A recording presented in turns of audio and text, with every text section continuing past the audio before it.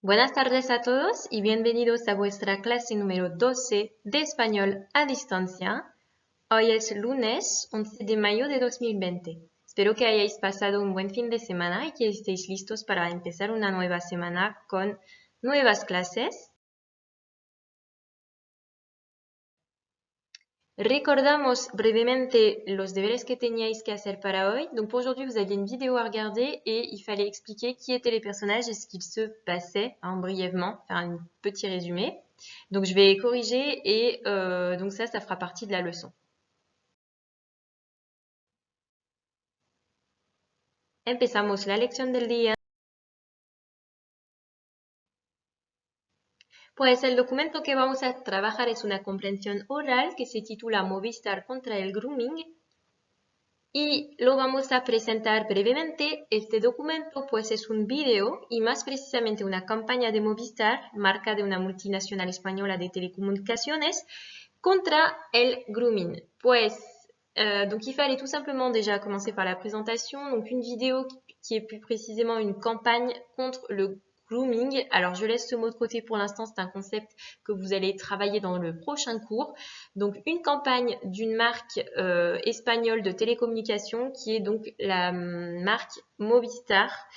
Si on faisait un rapprochement avec les marques françaises, ce serait par exemple Bouygues, Orange, SFR, etc. Pour vous en citer quelques-unes.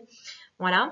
Je vais passer maintenant donc aux personnages. Je vous ai demandé qui étaient les personnages et qu'est-ce qu'il se passait en fait, donc brièvement. Al principio una chica que se llama Mia Aguirre manda una solicitud de amistad a un chico, Alejandro Padilla, que la acepta de inmediato. Empiezan a chatear a través de una pantalla de móvil. Donc au début, al principio c'est au début. On a une jeune fille qui s'appelle Mia Aguirre qui envoie, on peut utiliser le verbe mandar, éventuellement le verbe enviar, qui fonctionne aussi, les deux sont synonymes. Donc elle envoie une demande d'amis, una solicitud de amistad, amistad c'est l'amitié.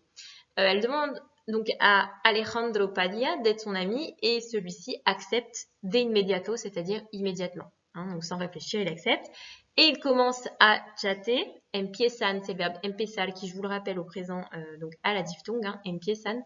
Ils commencent à chatter à travers l'écran de leur téléphone portable. Et le mobile, c'est le téléphone portable. Pantalla, c'est l'écran. Je rappelle qu'en espagnol, c'est a través de. Il ne faut pas oublier le D. En français, on ne l'a pas. On dit à travers l'écran. Ici, ce sera a través de una pantalla. Donc voilà pour les personnages. On va voir un petit peu donc ce qui se passe ensuite, las consecuencias. Pues van conociéndose el uno al otro. On pourrait dire aussi van conociéndose poco a poco. Poco a poco se conocen gracias a los mensajes y fotos que intercambian. Donc là, ici, si on regarde un petit peu la structure qui est en marron, vous avez en fait le verbe ir et vous avez un gérondif du verbe plus précisément conocer, connaître, se connaître. Donc si on traduisait, ça donnerait ils vont se connaître progressivement ou petit à petit. Donc, van conociéndose el uno al otro, c'est synonyme de poco a poco se conocen. Petit à petit, ils font connaissance. D'accord? Et ils échangent donc des messages et des photos. Le verbe intercambiar signifie échanger. D'accord? Donc ici, vous avez donc l'utilisation du gérondif. On va retrouver la même utilisation dans la phrase suivante. Entablan amistad e incluso van enamorándose. Donc, il commence à se lier d'amitié. Entablar amistad, ici, c'est vraiment se lier d'amitié. Et même, et incluso, et même. Le Y est devenu E puisqu'on a incluso commençant par un I. Je vous rappelle qu'en espagnol, ça, on l'a déjà vu, c'est une modification orthographique. On ne peut pas avoir II. Donc, pour des questions de son et de facilité de prononciation, on remplace le Y par un E. Donc, ça donne e incluso. Mais ça ne change pas la valeur du Y. Ça veut toujours dire et ET en français. Donc, et même, ils vont petit à petit tomber amoureux. Enamorarse, en espagnol, c'est tomber amoureux. Donc, si je reviens à ma structure, donc on a utilisé le verbe ir plus le gérondif pour annoncer ici la progressivité de l'action, petit à petit. Mia le dice a Alejandro, sos lindo. Alors, je vais revenir là-dessus parce que le sos lindo, en fait, fait référence au voceo. Donc, je vais vous en parler, je vais expliquer d'où ça sort. c'est pas SOS, hein, ce n'est pas ça. Ici, c'est le verbe ser, d'accord? On a simplement enlevé le i. Normalement, ça devrait être sois lindo. En fait, ce qui se passe, c'est que en Amérique latine, à la place de utiliser sois, on enlève le i et on utilise donc le voceo. Je vais expliquer comment ça fonctionne. Vous allez comprendre, c'est assez simple. Et donc, comme je l'ai dit tout à l'heure, IR plus gérondif, progressivité de l'action. Avant de passer au voceo, je fais un petit point sur tout ce qui va être gérondif, enclise et règle d'accentuation, parce qu'on en a besoin. Alors, je commence par faire un rappel sur le gérondif, sa construction et les particularités que l'on n'a pas forcément travaillé en classe. Donc, le gérondif, je vous rappelle que quand on a un verbe en AR, on enlève AR, on met ando. Et quand on a un verbe en ER et IR, on enlève ER et IR, on met yendo. D'accord? Donc, par exemple, cantar, ça fait cantando, comer, ça fait comiendo, et vivir, ça fait viviendo. Plusieurs formes existent avec le gérondif, notamment quand on veut traduire une action en cours. Quand on veut dire être en train de, on utilisera estar suivi du gérondif. Si vous voulez dire je suis en train d'apprendre ma leçon, on dira estoy aprendiendo mi lección. Vous pouvez aussi utiliser, donc comme on vient de le voir, ir plus gérondif pour marquer la progressivité d'une action, pour traduire peu à peu, petit à petit. Par exemple, si vous voulez dire j'apprends ma leçon petit à petit, voy aprendiendo mi lección. Si vous voulez dire la continuité d'une action, traduire continuer à, par exemple, je continue à apprendre ma leçon, sigo aprendiendo mi lección. D'accord? Je rappelle juste au passage que seguir est un verbe qui s'affaiblit. Le E devient I au présent hein, sur les personnes 1, 2, 3 et 6. Sigo, sigues, sigue, seguimos, seguis, siguen. D'accord? Alors, ce qu'il faut savoir, c'est que les gérondifs sont parfois irréguliers. On a quelques irréguliers. C'est le cas du verbe aller, ir qui fait yendo. Donc, normalement, ça devrait être un i, c'est remplacé par un y. Et les r, c'est pareil, on met un y, les yendo. D'autres verbes ont également une particularité. C'est le cas des verbes qui s'affaiblissent, comme le verbe pedir, decir, venir, sentir, qui respectivement vont faire pidiendo, diciendo, viniendo, sintiendo. Et puis, vous avez également les verbes comme dormir, poder, morir, qui eux aussi subissent du coup l'affaiblissement ici, enfin comme si ça les faiblissait. Donc, ça fait durmiendo, pudiendo et muriendo. Alors, petit point quand même, c'est l'enclise. Il faut savoir que l'enclise, c'est quand on ajoute un ou des pronoms compléments derrière le verbe et collé à lui. Donc, cette enclise va être obligatoire dans 3 cas, au gérondif, à l'infinitif et à l'impératif. Donc, au gérondif, si on veut dire il continue de me chanter une chanson, hein, vous aviez un exemple, me canto la canción, il me chante la chanson. On dira donc pour dire il continue de me la chanter, sigo, je continue de la chanter, sigo cantandomela, d'accord? Donc, sous-entendu, je continue de me chanter la chanson, sigo cantandomela. Donc, le mais passe à la fin et le la également, tout est collé et on rajoute un accent, je vais y venir sur l'accent. À l'infinitif, si on veut dire Juan vient me la chanter aujourd'hui, sous-entendu me chanter cette chanson-là, hein, Juan viene cantármela hoy. Pareil, le mais, le la sont derrière le verbe et collés à lui et on a rajouté un accent.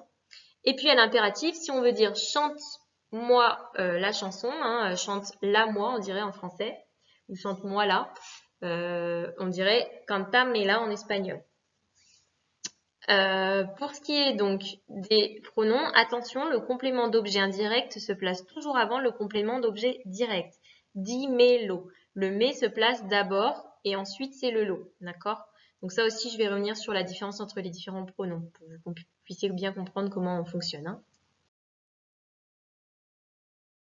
Alors, donc les pronoms personnels compléments, donc en français. Hein, donc par exemple, me, te, le, la, nous, vous, les.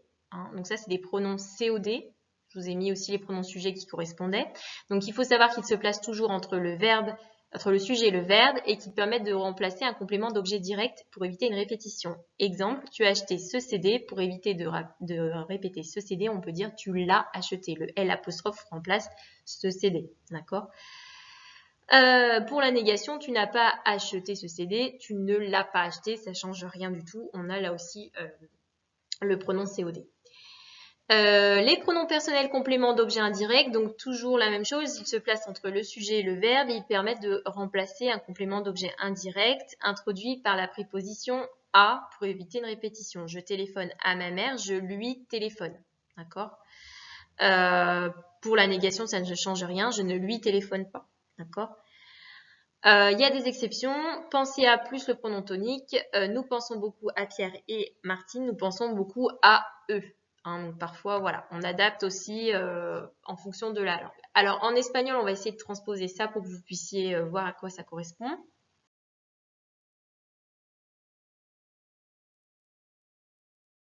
Donc ici, on a les pronoms sujets que vous connaissez déjà, qui, je rappelle, sont optionnels en espagnol. On les utilise pour marquer une insistance, mais les verbes, à chaque fois, vont vous donner la personne qui, grâce à leur terminaison, donc la personne qui correspond. Hein, la plupart du temps, parfois, on a des verbes, des terminaisons qui sont similaires. Hein. Je rappelle à l'imparfait, par exemple, ia ou aba, qui peut être je ou il, elle ou sted. Donc, il faut parfois remettre le pronom, mais sinon ils sont quand même globalement peu utilisés, enfin moins à utiliser que nous en français. Donc les pronoms personnels sujets sont yo, tu, elle, ella, usted, nosotros, nosotras, vosotros, vosotras, ellos, ellas, ustedes. Ça vous connaissez déjà.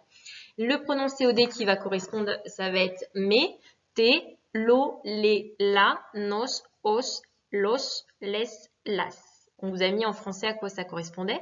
Le pronom COI va être me, te, les, nos, os, les. Les pronoms réfléchis qui, je le répète, servent donc quand vous avez un verbe pronominal, hein, notamment llamarse, ça on l'a déjà vu aussi, metese, nos, osse. Et puis, vous avez des pronoms aussi qui peuvent être introduits par une préposition pour dire moi, mi, ti, elle, ella, usted, si, nosotros, nosotras, vosotros, vosotras, ellos, ellas, ustedes, si. D'accord? Donc là, quand il y a une préposition derrière, le pronom qu'on va retrouver va être ce que je viens de vous lire. Donc, préposition, c'est par exemple para, por, a, de, sobre, etc. D'accord? Donc ça, c'est des prépositions. Je passe aux règles de l'accentuation. Donc en espagnol, ce qu'il faut savoir, c'est que tous les mots sont accentués. C'est-à-dire qu'ils ont tous une syllabe tonique. C'est la syllabe sur laquelle vous allez appuyer quand vous allez parler. C'est une façon naturelle de montrer que dans une langue, on a des endroits où on va prononcer plus fortement la syllabe. Donc, il y a 3 règles à connaître. Tout d'abord, quand le mot se finit par une voyelle, A, E, I, O, U, ou quand il se finit par N ou par S, la syllabe accentuée va être l'avant-dernière syllabe. D'accord ? Je précise juste qu'il n'y a pas le Y. Le Y en espagnol est considéré comme une consonne. Donc pour cette première règle, on vous donne des exemples. Le mot chorizo, qui est un mot qui se finit donc par un O, donc par une voyelle, va être accentué naturellement sur ri. Chorizo. Le mot isla, pareil, finit par une voyelle, un A, donc c'est la première syllabe qui va être accentuée, isla. Quand un mot se finit par une consonne, sauf N et sauf S qui donc font référence à la première règle qu'on vient voir. Hein. Donc là, l'accent tonique ou la syllabe qui va être accentuée va être la dernière syllabe du mot. Exemple, professor, espagnol. D'accord? Donc là, c'est sor et ñol qui sont accentués. Ce sont des mots qui se finissent ici par des consonnes. Il y a des exceptions. Donc tous les mots qui ne respectent pas ces deux règles qu'on vient juste d'énoncer vont porter un accent écrit. Et l'accent écrit va vous indiquer où est accentué le mot. Exemple, teléfono, football. Et vous avez également tous les mots qui se terminent par ON ou par ION comme canción. D'accord? L'accent, il est sur le O, voilà, c'est obligatoire. Donc déjà, tous les mots qui vont se finir par ON, pensez bien à mettre votre accent, il est obligatoire, hein, l'accent écrit. Donc voilà pour les règles d'accentuation. Alors, pourquoi je vous ai parlé des règles d'accentuation? C'est tout simplement parce que quand on va faire l'enclise, le fait d'ajouter un ou plusieurs pronoms à la fin du verbe, ça peut décaler la syllabe tonique de votre mot et parfois il va falloir ajouter un accent écrit pour pouvoir conserver l'accentuation d'origine du verbe. Donc je vais vous donner des exemples. Dis plus mais, si on veut dire dis-moi, ici il n'y aura pas besoin de rajouter un accent parce qu'on a un monosyllabe. Dis, il n'est pas accentué, on n'a pas besoin de rajouter d'accent. Par contre, si vous voulez dire dis le moi, hein, sous-entendu dis-le-moi ce secret par exemple, on dira dímelo. Pareil pour cantale, chante lui. Ici, on doit rajouter un accent écrit sur la première syllabe. Pourquoi? J'explique. La syllabe du verbe canta, la syllabe qu'on va accentuer naturellement quand on parle, c'est la première, can. Pourquoi? Parce que canta, ça finit par une voyelle. Donc, première règle qu'on a vue de l'accentuation, c'est que les mots qui finissent par une voyelle, c'est l'avant-dernière syllabe qui est accentuée. Donc, dans canta, c'est can qui est accentué. Mais si on ajoute un pronom derrière et collé au verbe, comme les, le problème, c'est que ça va décaler l'accent tonique. Ça va devenir ta. C'est une voyelle, les, c'est un E. Donc, si on s'en réfère à la règle d'accentuation que l'on vient de voir, c'est forcément l'avant-dernière syllabe qui va être accentuée. Donc, ça devient ta. Donc, pour conserver l'accentuation sur can, il va falloir remettre un accent écrit. Cantale. D'accord? Ça, c'est obligatoire. Bien penser à remettre l'accent écrit là où est naturellement accentué votre verbe. Je passe brièvement au bosseo, j'en parlais tout à l'heure. Donc en Amérique latine, il faut savoir qu'il y a certains pays comme l'Argentine, l'Uruguay, le Paraguay et d'autres qui utilisent le pronom vos. C'est équivalent au pronom tu, tu en espagnol. Donc on vous a mis la conjugaison, par exemple le verbe hablar, pour tu vous connaissez, ça fait hablas au présent. Pour le bosseo, donc ça fera hablas, on met juste un accent sur le A. Voilà. Pour comer, comes, on mettra pareil un accent sur le E, comes. Escribir, pareil. Escribes, par contre, on va garder en fait le I de escribis. Vous voyez? Donc là, on a mis comme si c'était vosotros, en fait. Donc comme si c'était vosotros et on laisse le I. Et puis pour ser, ça fait sos. Ça devrait être sois. On a enlevé le i, par contre, ici, ça fait sauce. Donc, pourquoi je vous parle de ça? Tout simplement parce qu'on est en Amérique latine, en fait, dans le spot que vous avez vu dans la campagne publicitaire. D'où vient ce phénomène? Il vient, en fait, du passé. Donc, c'est un héritage de l'Espagne qui, à un moment donné, l'utilisait comme forme de respect, d'accord? Et puis, avec la colonisation de l'Amérique, ce qui s'est passé, c'est qu'on a conservé ce boss, alors que l'Espagne a utilisé à la place usted, pour que vous voyez. En Amérique latine, on a gardé le boss et on l'a conservé, mais on l'a conservé pour un traitement entre personnes qui se tutoient finalement. Donc ça s'est implanté dans plusieurs zones et c'est devenu très populaire, d'accord? Et ça a perdu toute connotation de prestige, de valeur, je dirais, formelle, d'accord? Ça reste vraiment comme si on tutoyait. Alors, quelques exemples. Par exemple, pour le bosseo, vous pouvez trouver des phrases de type Escucha, Pablo, ¿sabes qué pasa? Vos no pareces apurado. Seguro tienes tus motivos, pero ponete en mi lugar. ¿Entiendes lo que te digo? Ça correspondrait à une forme de tutoiement en Espagne qui serait Escucha, Pablo, ¿sabes qué pasa? Tú no pareces apurado. Seguro tienes tus motivos, pero ponte en mi lugar. ¿Entiendes lo que te digo? Voilà, donc c'est une forme qui remplace tout finalement. Je vous ai mis simplement à titre d'information une petite carte pour vous montrer où est-ce qu'on retrouve plus particulièrement cette forme-là. Donc, c'est l'Argentine, Paraguay, Uruguay, Guatemala, Honduras, El Salvador, Nicaragua, Costa Rica. C'est un peu plus restreint en Colombie, Venezuela, Équateur et Bolivie. Et puis, on l'utilise parfois dans certaines parties de certains pays. Chili, par exemple, au centre du Chili, dans le sud du Mexique, à l'est du Panama, d'accord? Et puis, il y a des pays où on ne l'utilise plus, on l'a utilisé mais on ne l'utilise plus. C'est le cas donc de l'Espagne, comme je vous le disais, la République dominicaine, le Porto Rico, qui se dit d'ailleurs Puerto Rico, attention en espagnol, le Pérou et Cuba. Pour en revenir donc à notre compréhension orale, je vous pose 3 questions pour avancer sur la compréhension. Donc, ¿qué deciden los chicos después de intercambiar varios mensajes? Los dos se ponen de acuerdo para poder reconocerse. ¿Cómo lo harán? Je vous laisse réfléchir et je fais la correction ensuite. La troisième question viendra après parce que sinon ça vous donne la réponse à la question 1. Correction. Deciden quedar el viernes en la plaza del centro para conocerse en persona. Quedar, je vous dis juste que ça veut dire concertar una cita, c'est-à-dire se donner rendez-vous.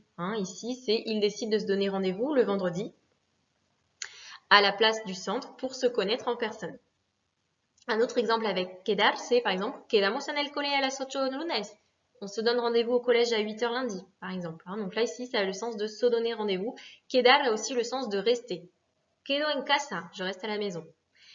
Les deux donc se mettent d'accord pour pouvoir se reconnaître lors de cette rencontre. Comment est-ce qu'ils feront? Je vous rappelle le verbe harán. Ici, c'est le verbe hacer au futur, qu'on a déjà vu. Donc, utilizarán un código de vestimenta. El chico vestirá una campera negra, mientras que la chica vestirá ropa rosa.